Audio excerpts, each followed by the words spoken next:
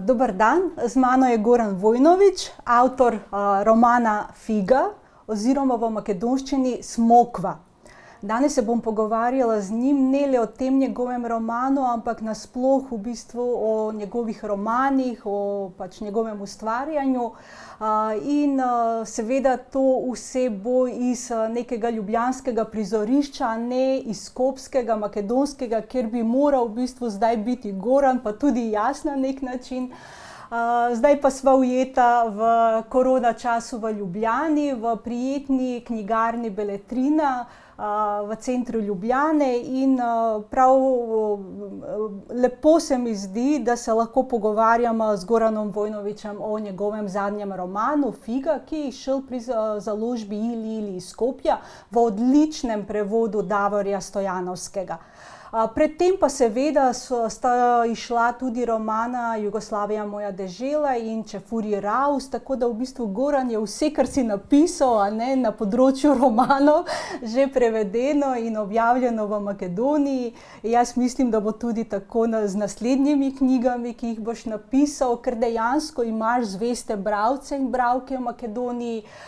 Žal pa, ker ne moreš biti tam, ti lahko povem, da en predstavnik tega bralstva oziroma ena predstavnica je zdaj s tabo, ki te dejansko prebiram vsa ta leta in ne samo romane. Moram ti povedati tudi tako, osebno, da moje sobotne jutranje kave ponavadi potekajo s tvojo kolumno v Dnevnikovem objektivu in večkrat pomislim, Goran je pa napisal to, kar tudi jaz razmišljam, pa bi te v bistvu zdaj na samem začetku tega najinega pogovora vprašala, ali sploh se zavedaš, da se bralci, bralke identificirajo najprej s tvojimi kolumnami, o katerih sem zdaj govorila, oziroma se ne identificirajo, ker tukaj lahko gre za črno in belo, pa potem tudi s tvojimi romani. Ja, zdaj, kar se kolumen tiče, me takšni komplimenti kar malo prestrašijo. Se mi zdi, da če bi se zavedal, kdo vse me bere in imel to ves čas v glavi... Boljše, da ne, Ja, boljše, da ne. Mogoče bi imel večjo tremo pred pisanjem. Nekako to kolumnistično pisanje je tako hitro, da v bistvu ne uspeš vsakega teksta nekako predebatirati z bralci, ne dobiš vedno odzivov in v bistvu v resnici ne veš, koga vse se je pisanje na ta drugi način dotaknilo. Tako da moram reči, da potem dostikrat kar malo odmislim, pa si rečem, naj bere, kdor bere. Pri romanih je seveda drugače. Romani živijo zelo, zelo dolgo.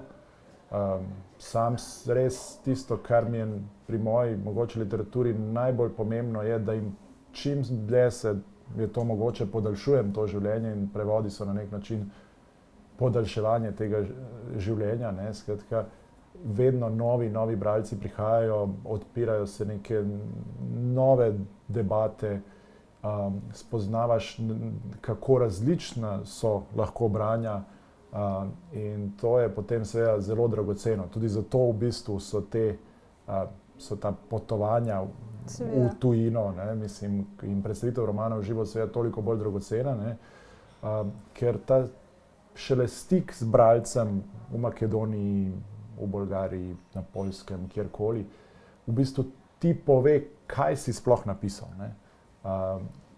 Na kakšen način je bilo to razumljeno, kaj so ljudje odkrili v tem tvojem pisanju, kaj se jim zdi pomembno. In tu mislim, da je neka bistvena stvar vseh teh predstavitev knjig in upam, da se čim prej vrnemo v tisti svet, kjer je bilo to možno. Do takrat pa tudi takole, dokler nas še tole pustijo, da delamo. Ja, tudi to je neke vrste svobode,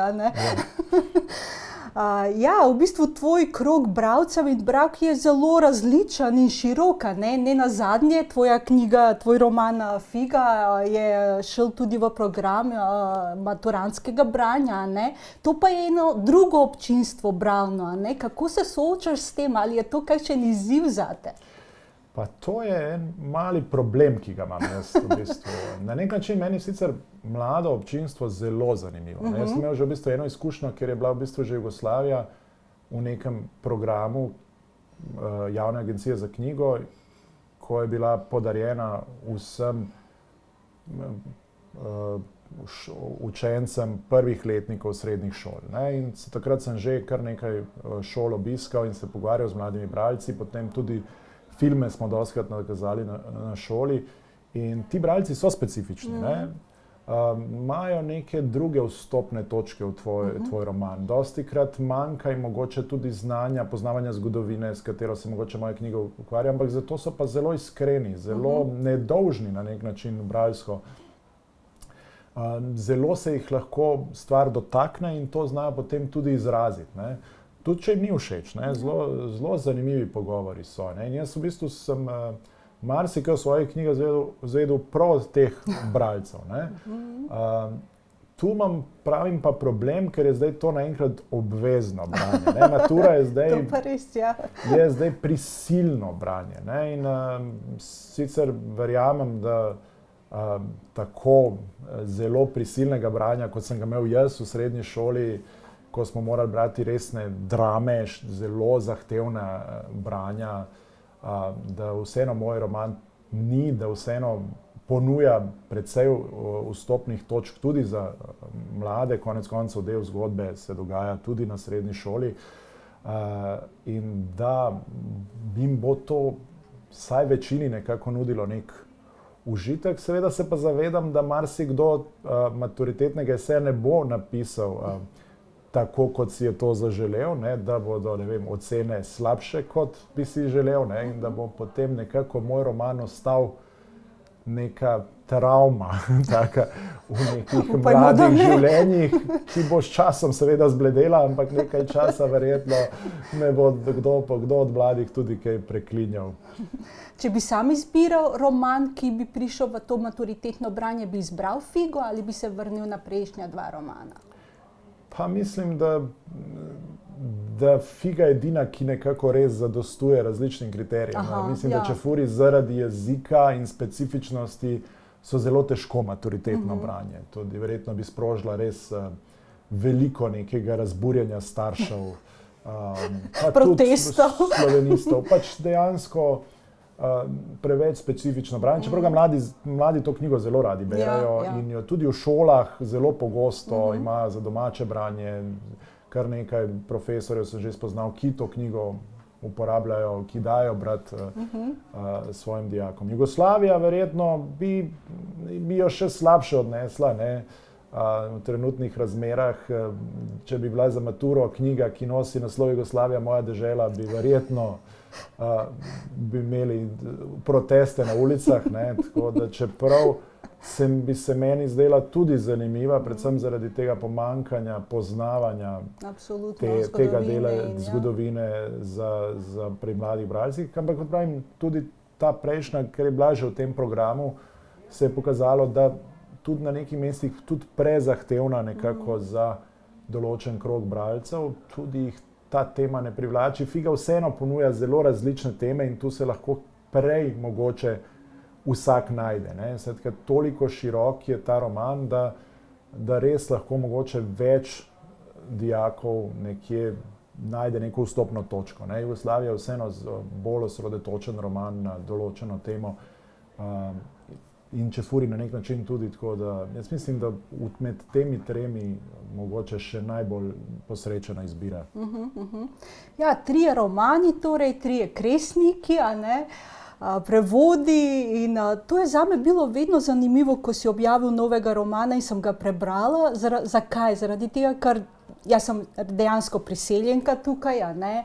Pišem v nekem drugem jeziku, sem dvodomna, dvojezična, tako kot si ti tudi. In sem vedno rekla, kako je možno sploh, takšni romani, da dobijo toliko pozornost, če v bistvu v Sloveniji velja neko nenapisano pravilo, da to, kar ni popolnoma slovensko, je malo tudi problematično. Torej, če imamo mešane jezike v romanih, če govoriš o Jugoslaviji, ki je Slovenci nekako na nek način hočejo pozabiti oziroma pretrgati nek stik z njo, Ko govoriš o tej zgodovini, ki nam je bila skupna, ampak zdaj te mlade generacije, kot sam poveš, niti ne vejo o tej zgodovini. Torej ti v bistvu odpiraš takšne vprašanja, ki so tukaj na nek način nerodna vprašanja, se mi zdi. In vedno sem se spraševala, ampak to so isti ljudje v bistvu, to so tvoji bralci. To je zanimivo. Kako v takšni državi imaš bralce, ki dejansko bežijo od teh tem v življenju, v literaturi pa se zelo, zelo pogosto hočejo vrniti.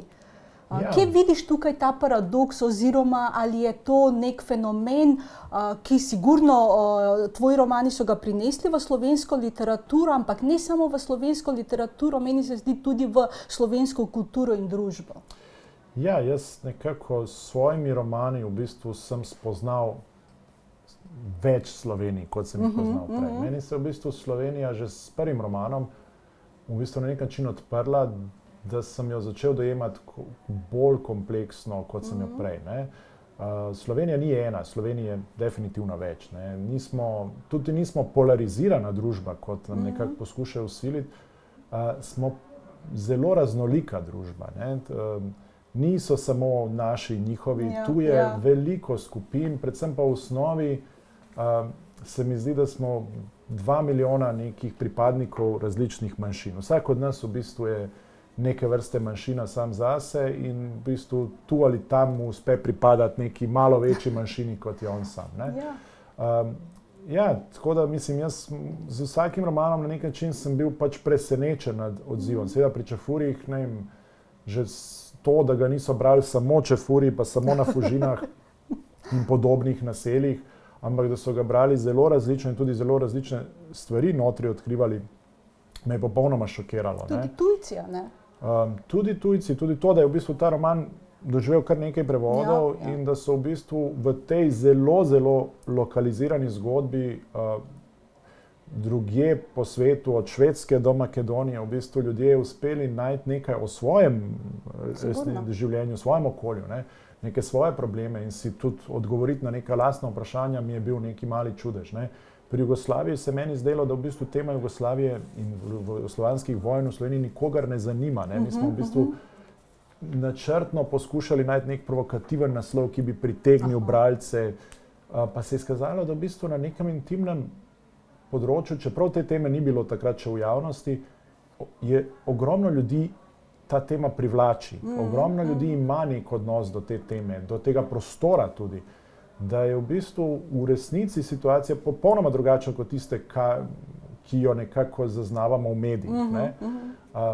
Seveda, potem je to ratala Jugoslavija sploh še malo bolj politična tema, mislim, in je šlo seveda tudi malo čez mero, ampak vseeno, meni je v bistvu razkrilo, da v bistvu med mojimi sodržavljani je ogromno ljudi, ki nekje podobno čuti, samo nekako so se mogoče zadrževali, ker se jim je tema zdela neprimerna. In pogosto se nam zdi marsikaj neprimerno in imamo neke predsodke do nekega javnega prostora, mislimo si, saj noben tega ne mara, ampak so ljudje, ker so ljudje takšni in drugačni in Slovenija res tukaj zelo različna.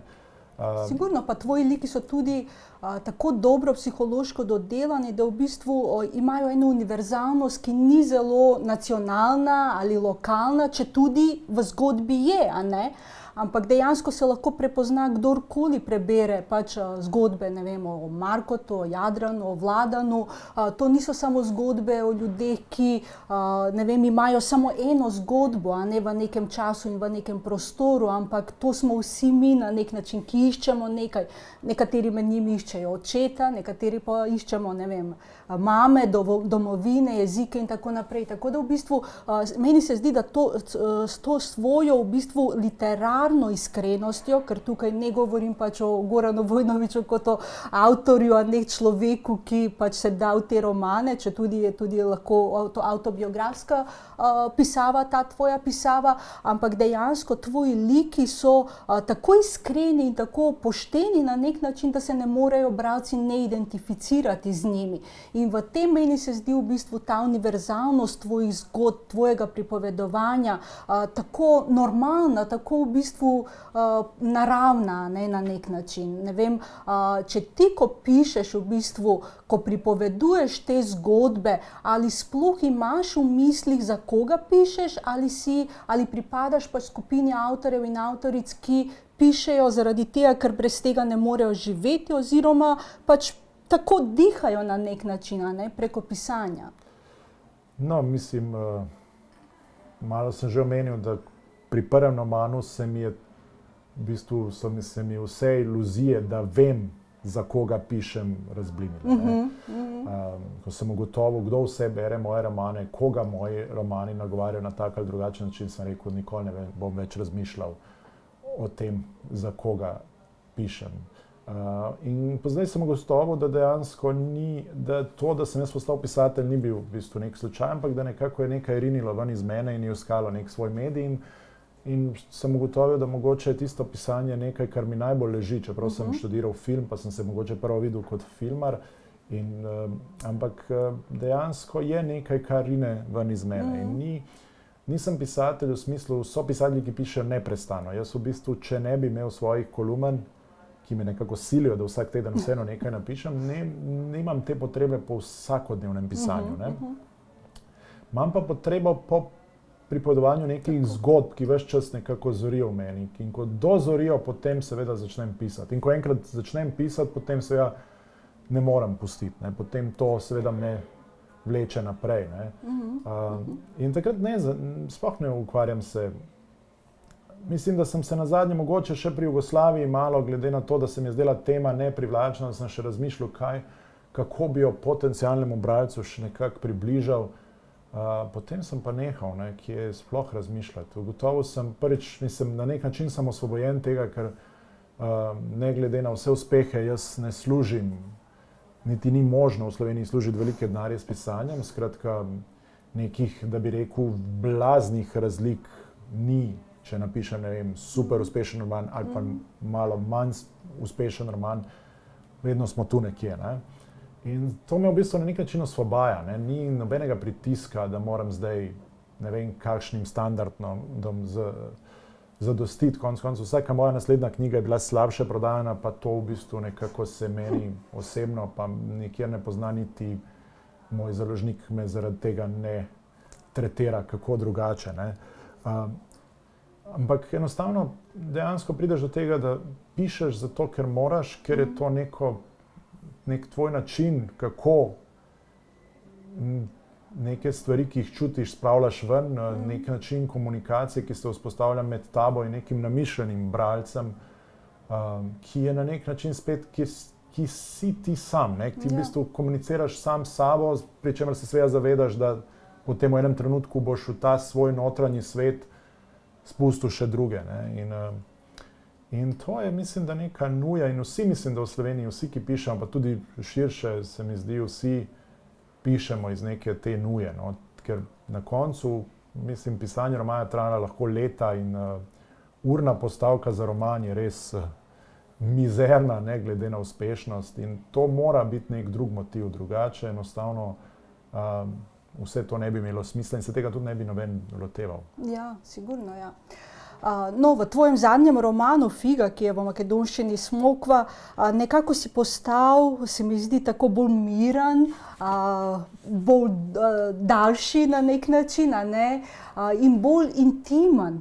Torej pripoveduješ zgodbo, ki je družinska zgodba, družinska saga, v kateri se prepletajo življenja treh generacij, ljudi, ki so predstavniki treh generacij, in na nek način se opusti v to politično noto, recimo, ki je bila pač tudi v Čefurji Raus in tudi v Jugoslavijo moja dežela, ampak absolutno nekje v ozadju tudi tega romana pač vidimo zgodovino, vidimo čas, ki teče, kaj se dogaja v tem času, prostor, ki je tebi verjetno zelo blizek, ta Istra, pa tudi Slovenija in širše po Jugoslaviji. Vseeno pa fokus je, se mi zdi, na tej intimni notranji zgodbi. Mogoče zaradi tega to je tudi največji roman, ki si ga napisal, ker dejansko te družinske zgodbe imajo začetek in konec, ampak vmes se pa zgodi marsikaj, ne le kot dejanja, ampak predvsem se mi zdi v duši človeka, ne. In tukaj seveda vsi liki v tem romanu se iščejo, najprej sebe, potem tudi druge, med sabo se iščejo svobodo, iščejo ljubezen. In to iskanje zame je bilo zelo zanimivo, da se dogaja vedno z nekim odhajanjem.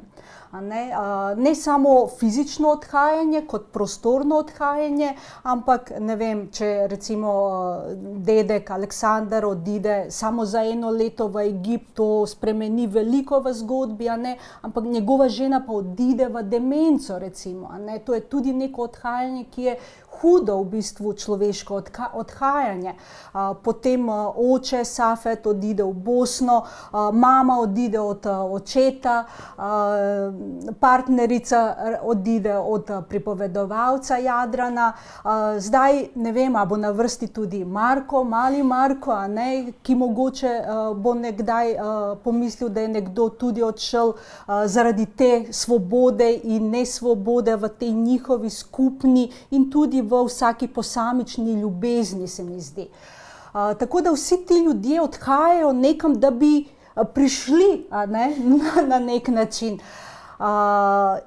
Konec te zgodbe, ko Jadran pač se bori, da bi nabral neko figo za Anjo, zame je ostal tako zelo strašljiv konec, ti moram povedati. Oziroma sem se bala in se še vedno bojim, ali bo Jadran padal z drevesa ali ne bo. V mojem svetu ljudje precej padajo z drevesa, mi zdi, ko so v takšnih kritičnih situacijah. Ampak a si ti končal roman ravno na ta način, da bi pustil tudi neko odprtost v teh odhajanjih in prihajanjih, ali je to v bistvu konec, ki je konec, eksistenčni konec neke zgodbe? Pa jaz nekako, meni so bliže neki odprti konci. Mislim, da se, tako kot pri Čefurjih, ko sem vedno nekako pojasnjeval, da se odraščanje ne more končati pri 19 letih, ne glede na to, kaj se zgodi. In tudi pri Jugoslaviji v bistvu je konec na nek način priložnost za začetek. V bistvu, ne. Roman se v bistvu, Jugoslavija se ne konča, ampak v bistvu prvič po začetku romana ima ta človek možnost, da bi zaživel. Ne. In tudi pri figi seveda se ne more končati, življenje se ne konča, ne. Zgodbe v resnici se nikoli ne končamo tam, ko jih konča pisatelj. Vse imajo lahko svoje nadaljevanja, ne, ker ima življenje vedno svoje nadaljevanje.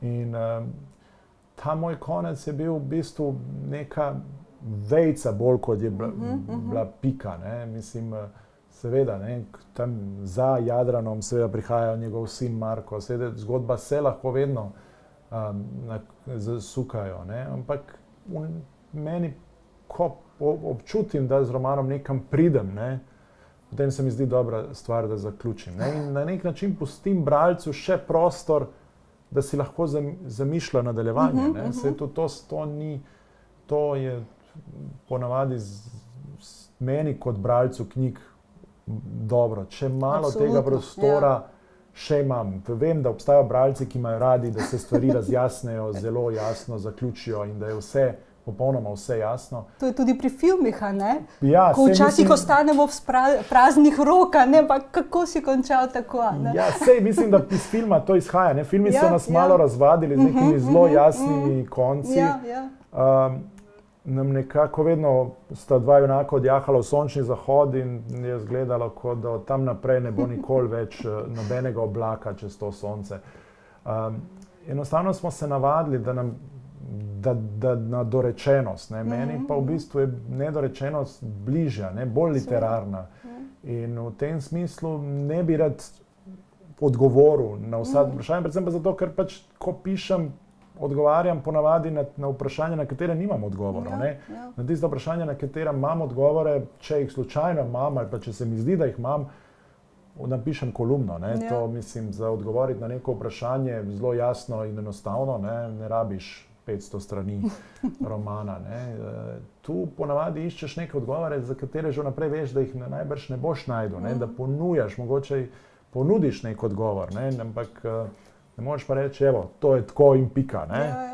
To pri literaturi se mi zdi, da ne gre. Ne? In na nek način v bistvu to ni dialog. Ne? Ti v bistvu z literaturo na nek način vzpostaviš en dialog in na dialogu vedno moraš pustiti prostor še za repliko. Ne?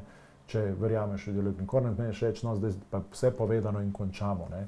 In to zadnjo repliko mora imeti bralec. Ne? In tu nekako, ne glede na to, kako jaz skušam te svoje zgodbe vsem seveda skonstruirati tako, da stojijo, da niso popolnoma, da ne razpadajo, ne? Ampak da jih poskušam vezati v neko logično celoto, moram pustiti ta prostor še za repliko. Ne?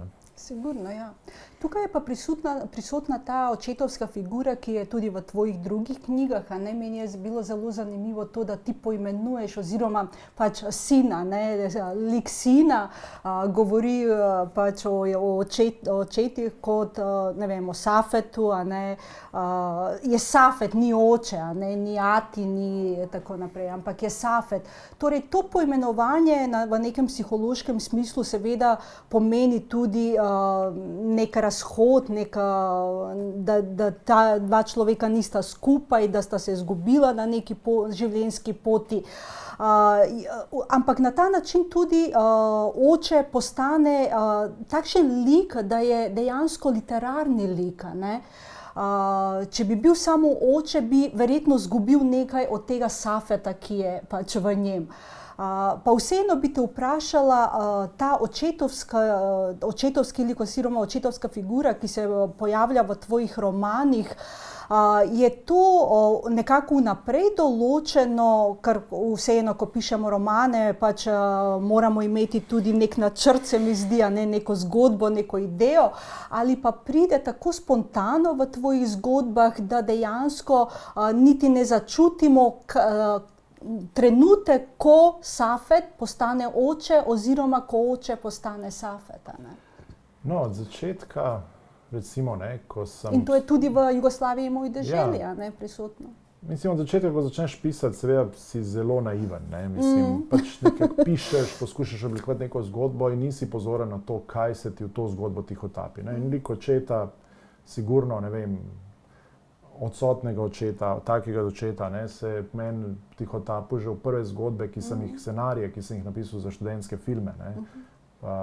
In tam sem pol kasneje, ko sem gledal nazaj, v bistvu razumel, da so stvari, ki se ti pač iz življenja enostavno ves čas tihotapijo v literaturo. Tako kot se ti nekako tihotapi vse, kar si prebral, ne, na enem drugem nivoju. Ne. Tako se ti neke teme tihotapijo, neki liki se ti tihotapijo, s tem, da bolj ko pišeš, več ko napišeš, bolj ko tudi dozorevaš in razmišljaš o vsem temu, si postaneš pozoren. Ne? Začutiš, ko se ti nekaj tihotapi, že vnaprej in potem se lahko rečeš, ne, v tej zgodbi te ne rabim, ali pa, ok, boš prišel v to zgodbo, ampak pod mojimi pogoji, ker želim zdaj nekaj drugega. Ne? To je že zrelost pisatelja. Tako, zato jaz pravim, ne, verjetno Figa, ne, Figa je v bistvu prvi roman, kjer sem v bistvu pristopil kot pisatelj. Ne. Prva dva romana sta nekako bruhnila iz mene.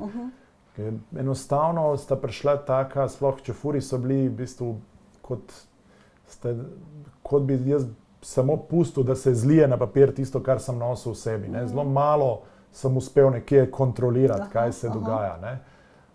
Pri Jugoslaviji mogoče malo več, ampak še vedno so neke stvari enostavno prišle same od sebe in v bistvu, ker sem govoril pa o temah, ki me najbolj se tičejo, ne, in sem seveda to vse pustil. Ne. Pri Figi prvič, da sem pristopil nekako kot pisatelj, zavedajoč se, zanimajo me te pa te teme, to sem jaz, to so moje teme, želim pa z njimi narediti nekaj drugega. Ne.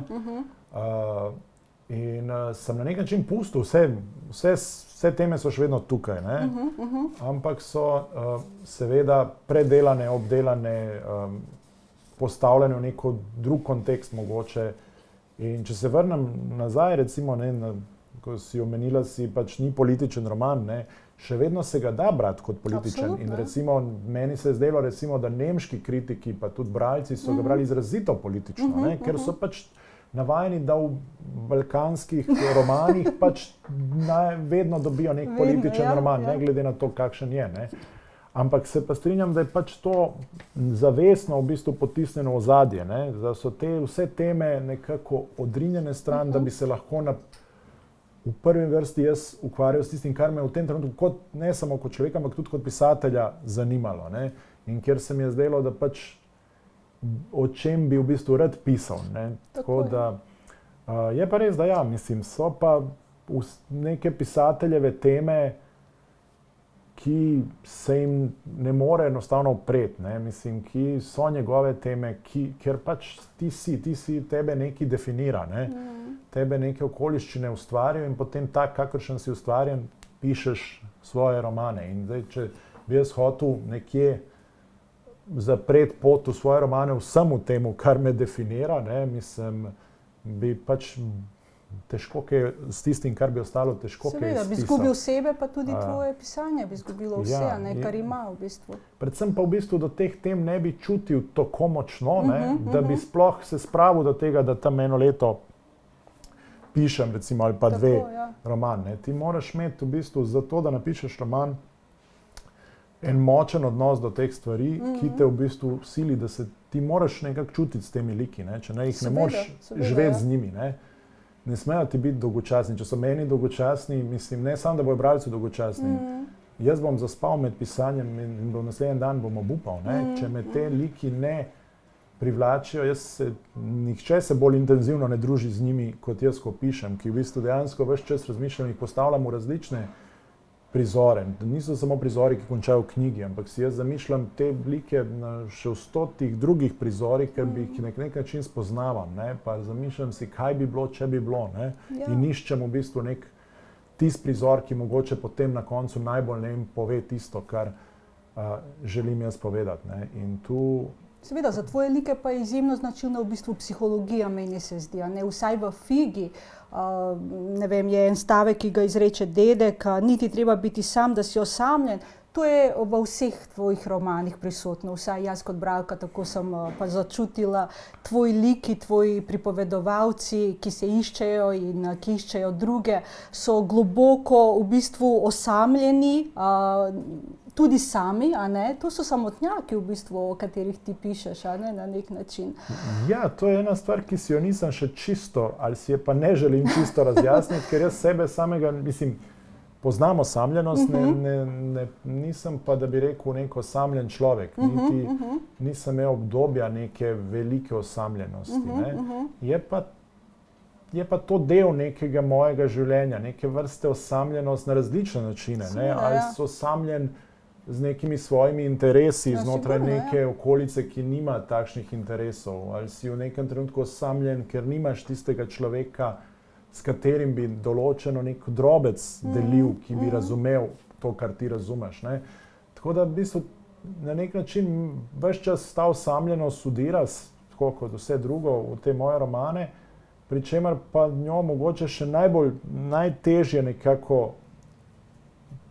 neko usporednico povlečem z nekim lastnim življenjem, pa rečem, tu korenini, ne. In mogoče me tudi zato fascinira, vedno znova se vračam, ker vedno znova iščem to usporednico. Meni se zdi, da gre bolj za neko arhetipsko nezavedno osamljenost, ki jo človek pač čuti vase, ni nujno, da je nekdo posameznik z imenom in priimkom, ampak to je tista osamljenost, ki nam je ostala verjetno tudi od prednikov in od osamljenosti tudi drugih ljudi, od generacij, ki so bile pred nami in tako naprej. In v Figi v bistvu ti imaš te 3 generacije, ki nosijo to neko svojo osamljenost v duši in potem ta osamljenost in seveda ta ljubezen in neljubezen in svoboda in nesvoboda, vse se to preleva in dejansko se išče nek izhod, izhoda pa ni nujno iskati včasih, ne?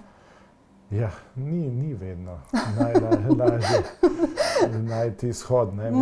Mislim, da zdaj imamo situacijo takšno, da že cel svet išče izhod, pa se še nihče ni našel. Že kar nekaj časa. Ne? Mislim, spet se vračamo na tisto, kar smo tudi že na začetku v bistvu pogovora govorili o teh, kako smo vsak od nas je na nek način neka svoja manjšina. Ne? Ja. In v tem je v bistvu sam, ne? Mislim, nam uspe v določenem trenutku se povezati, ne vem, ali s človekom, ne, nekim drugim bitjem, najti neko skupnost z nekimi ljudmi, tudi z neko manjšo množico, ampak to so trenutne povezave, ne? V osnovi, ne vem, jaz mislim, da osnovno neko naše naravno stanje, da smo sami, ne?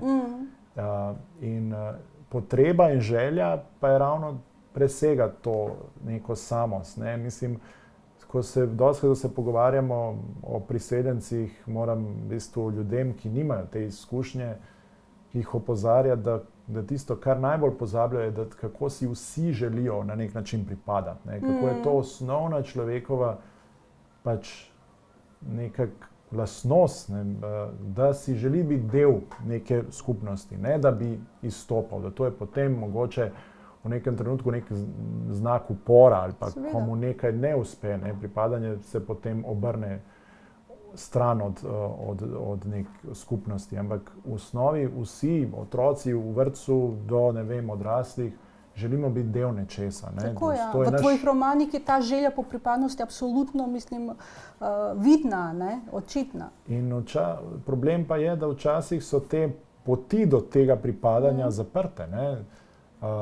Pač v 90-ih so bile zaprte zato, ker so bile strogo nacionalno zaprte in neprodušne in so vsem, ki so bili malo drugačni, v bistvu zapirale prostor, ampak tudi danes so na neke podobne načine za marsikoga zaprte. Ne? In zato je ta tema na nek način, vse te teme, o katerih pišem, se mi zdijo še vedno aktualne in ne glede na kdaj so moji romani šli, ko izidejo njihovi prevodi, lahko mine 7-8 let, ne? Ampak se to v bistvu v resnici nikjer ne pozna, ne? Ker se naš svet v resnici ne spreminja tako hitro in jaz mislim, da ga v bistvu tudi ta pandemija ga ne bo na nek način spremenila, ker določeni parametri ostajajo, ne? Ljudje ostajajo in mogoče bo samo radikalizirala v bistvu te občutke. Ne? Se konec koncev trenutno stanje je tako, da v bistvu nas še bolj ločuje drugega od drugih, ker v bistvu še bolj se vsi zavedamo, kako različno nas neka kritična situacija,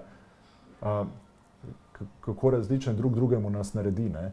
Seveda, tu se mi zdi, da v bistvu na nek način samo radikalizira teme, ne pa jih spreminja, ne, bom rekel, odkriza situacije. In podobno je, ne vem, če govorimo o vojni, ne, ki je v bistvu neke probleme v bistvu radikalizirala, ne. Ni pripeljala nekih novih problemov od nekod, ne, ampak v bistvu obstoječe teme radikalizira in seveda s tem povzroči številne nove. Ne, ampak, ali razmišljaš zdaj o že 4. romanu, oziroma ali tema tega 4. romana, ali ne vem, kratki zgodb mogoče, bo nekako antidomino, ne? Ker so tvoji romani dejansko antidomino, ne padajo, ampak v bistvu zrastejo, ne? Od ene teme, od te široke, zelo široke, v bistvu jugoslovanske na nek način teme, ne? Ki te zaznamuje kot pisatelja. Ali bo tudi 4. roman zrasel iz tega soda brez dna, ki ga imaš o zgodbami? No, ja, 4. roman je sicer že skoraj končan, ne, tako da kar je zraslo, je zraslo. Ne. Jaz zdaj samo še urejam tisto, kar je uspelo zrast. Obrezujem malo, ne, če lahko temu tako rečem. Ni pa figovo drevo, ne? Ne, je spet čisto drugače, nekaj čisto drugačnega. Je pa res, da se spet tematsko in na vsak možne načine navezuje na vse 3 romane, bom rekel še posebej na prvega, ne, ampak dejstvo je, kot sem prej rekel, ne bežim samo od sebe in zakaj bi, ne, mislim pač se vedno vračam nekim svojim temam, le da v bistvu menjam pristope, menjam pristope oziroma vsakič poskušam najti še kaj, ne? Nekaj tem je ki so še v meni in za katere se zavedam, da so še neobdelane, zato mogoče, ker jih tudi osebnostno še nisem mogel vseh na isti način predelati, pač kot si najstnik se intenzivno ukvarjaš z vprašanjem identitete. Potem se seveda v enem trenutku začneš vračati nazaj in nekaj ukvarjati z vojno in potem prideš do nekih zrelih, recimo temu, da sem prišel do nekih zrelih let ali pa prihajam do njih, ne, in pač spet tudi malo druge teme sam sabo razčiščuješ, nekako se ugotoviš, da te zanima zdaj nekaj drugega razčistiti sam pri sebi, ne, tako da se mi zdi, da pač ja, da bom mogoče ne v tem romanu, ki je že končan, ampak sigurno v nekih nadaljnjih delih poskušal še neke stvari, ki se mi zdijo, ki so zame zelo pomembne, pa jih mogoče do sedaj še nisem uspel tako neposredno obdelati, da jih bom spustil mogoče, ampak verjetno se bova spet pritihotapilo še vse tisto, kar se vedno pritihotapi. Jaz sem prepričana v bistvu, da makedonska založba in makedonski bralci in bralke komaj čakajo ta tvoj 4. roman, ker so se dejansko navadili, tvojega pisanja in tvojega sloga, absolutno, ki je tako prefinjen in dodelan. In če tudi mešaš te jezike, to tako zanimivo potem pride tudi v nekem 3. jeziku, torej nisi samo dvojezičen, ampak vedno si večjezičen, tudi ko te prevajajo. To je tudi en fenomen, se mi zdi, ker druge pisatelje prevajajo samo iz enega določenega jezika. Tebe pa vedno prevajajo iz 2 ali celo 3 jezike. Tako da sem zelo vesela, da je na poti 4. roman in to v takšnem času, v katerem živimo. Se mi zdi, da vsak dober roman je dragoceno, nekaj dragocenega, kar prihaja k nam. Jaz mislim, da je najin čas javnega pogovora potekal, seveda pa življenjski čas je drugačen in ti želim zelo, zelo veliko bralcev in bralk. V bistvu se mi zdi, da to je najbolj pomembno, še bolj pomembno kot same nagrade, torej bralke in bralci, ki te bodo brali še naprej in dejansko nikoli ti ne usahne ta navdih, ki ga imaš, ker dejansko se mi zdi, da imaš še veliko, veliko za povedati, veliko zgodb, ki jih skrivaš nekje. Hvala lepa. Hvala enako.